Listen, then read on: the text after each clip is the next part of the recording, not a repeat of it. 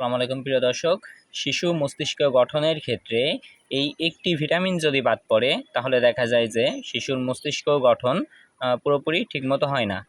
প্রিয় দর্শক, এছাড়াও দেখা যায় যে শিশুর নিউরাল টিউব ডিফেক্টের সম্ভাবনায় প্রায় 50 থেকে 70% পর্যন্ত বেড়ে যেতে পারে। প্রিয় দর্শক, আমি যেটা বলছি সেটি হচ্ছে ফলিক অ্যাসিডের কথা।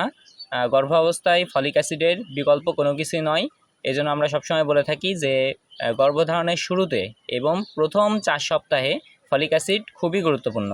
এটি শিশুর মস্তিষ্ক গঠনে এবং তার মেরুদণ্ড গঠনে গুরুত্বপূর্ণ ভূমিকা পালন করে। প্রিয় দর্শক, ভিডিওটি ভালো লেগে থাকলে অবশ্যই এটি লাইক করবেন। ভিডিওটি আপনার পরিবার এবং বন্ধুদের মাঝে শেয়ার করে দিন যাতে তারা এই গুরুত্বটি বুঝতে পারে। আপনার কি পরবর্তী পরিকল্পনাতে গর্ভধারণের আগে থেকেই ফলিক অ্যাসিড শুরু করার পরিকল্পনা তৈরি করেছেন? হ্যাঁ অথবা না অবশ্যই আমাকে কমেন্ট বক্সে জানাবেন। ভিডিওটি এ পর্যন্তই। সকলে সুস্থ থাকুন, ভালো থাকুন, আমার সাথেই থাকুন। আল্লাহ হাফেজ।